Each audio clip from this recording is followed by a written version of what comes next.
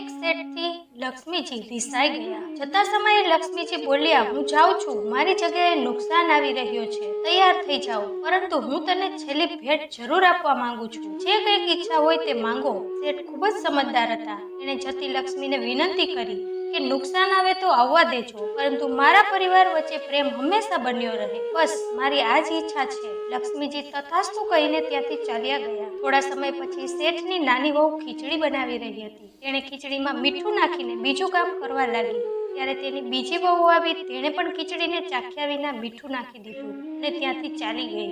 આવી જ રીતે ત્રીજી અને ચોથી વહુ આવી અને મીઠું નાખીને ચાલી ગઈ. એની સાસુએ પણ આવું જ કર્યું. સાંજે સૌથી પહેલા શેઠ આવ્યા. શેઠે પહેલી ચમચી ખીચડીની ખાધી તો તેને લાગ્યું કે મીઠું સૌથી વધારે છે. શેઠ સમજી ગયા કે નુકસાન ઘરમાં પ્રવેશ કરી રહ્યો છે. શેઠ ચૂપચાપ ખીચડી ખાઈને ત્યાંથી ચાલ્યા ગયા. ત્યારબાદ મોટો દીકરો આવ્યો. તેને પણ મીઠું ખૂબ જ વધારે લાગ્યું. તેણે પૂછ્યું કે શું પિતાજી ખાઈને જતા રહ્યા? તેણે કંઈ કહ્યું? બધા બોલ્યા કે પિતાજી ખાઈને જતા રહ્યા છે અને તેણે કંઈ જ નથી કહ્યું. હવે તેણે વિચાર્યું કે પિતાજી કંઈ જ નથી બોલ્યા તો હું પણ ચૂપચાપ ખાઈ લઉં. આવી રીતે બધા ઘરના સભ્યો એક એક કરતા આવ્યા અને બધા પહેલા વ્યક્તિ વિશે પૂછતા હતા અને ચૂપચાપ ખાઈને જતા રહેતા હતા. રાત્રે નુકસાન હાથ જોડીને શેઠની પાસે આવ્યો અને શેઠને કહેવા લાગ્યો કે હું જાઉં છું. શેઠ ત્યારે શેઠે કહ્યું, શા માટે? ત્યારે નુકસાને કહ્યું કે તમે તો 1 કિલો મીઠું ખાઈ ગયા છો, પરંતુ બિલકુલ ઝઘડો થયો નહીં. અહીં મારું કોઈ કામ નથી.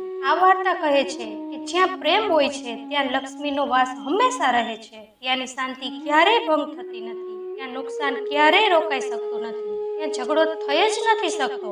ત્યાં હાનિનો કોઈ જ પ્રશ્ન નથી. મિત્રો, આ વાતોનું ધ્યાન રાખજો તો તમારી વચ્ચે પણ પ્રેમ ક્યારેય ખતમ નહીં થાય.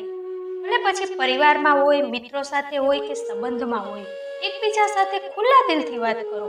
એકબીજાની ભાવનાને સમજીએ, ભલે પછી તે નાના હોય કે મોટા. પરિવારના દરેક સભ્યના મહત્વની સમજને સમજવું જોઈએ. બધા સભ્યો સાથે પ્રેમ અને સન્માનથી વ્યવહાર કરવો જોઈએ.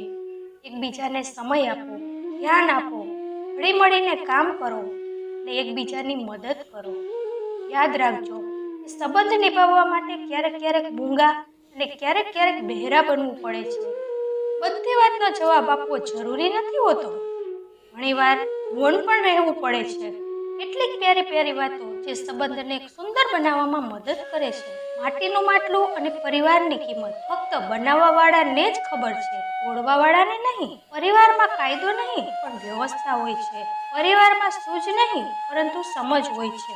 પરિવારમાં કાનૂન નહીં પરંતુ અનુશાસન હોય છે. પરિવારમાં ભય નહીં, ભરોસો હોય છે. સંબંધ નિભાવવાનું આપણે બાળકો પાસેથી શીખવું જોઈએ. જો તે ઝઘડો પણ કરે તો 1 અથવા 2 કલાક ફરીથી પહેલા જેવા થઈ જાય છે. સંબંધ સાથ કાઢવા માટે નથી પણ સાથ નિભાવવા માટે હોય છે. સંબંધ તાળા જેવો હોય છે, જેને ચાવીથી ખોલશો તો દરેક વખતે કામ આવશે અને હથોડાથી ખોલશો તો એક જ વાર કામમાં આવશે. પોતાના પરિવાર સાથે હંમેશા જોડાયેલા રહો, કારણ કે પાંદડા ફક્ત વૃક્ષ ઉપર જ સુરક્ષિત રહે છે, જ્યારે તૂટેલા પાંદડાને સળગાવી દેવામાં આવે છે. દ્રાક્ષના ઝુમખાની કિંમત વધારે અને છૂટી દ્રાક્ષની કિંમત ઓછી હોય છે. આવી જ રીતે પરિવારમાં રહેવાવાળાનું માન વધારે અને પરિવારથી અલગ રહેવાવાળાનું માન ઓછું હોય છે. શાનદાર સંબંધ જોતો હોય તો તેને ઊંડાણથી નિભાવો. લાજવાબ મોતી કિનારા ઉપર નથી મળતા. સારા સંબંધનો આ જ મંત્ર છે. ભૂલ તમારી હોય કે મારી, સંબંધ તો આપણો જ છે ને. ફરીથી મળીશું મિત્રો આવા જ વિડીયો સાથે. ત્યાં સુધી તમારું ધ્યાન રાખજો, હસતા રહેજો અને હંમેશા ખુશ રહેજો.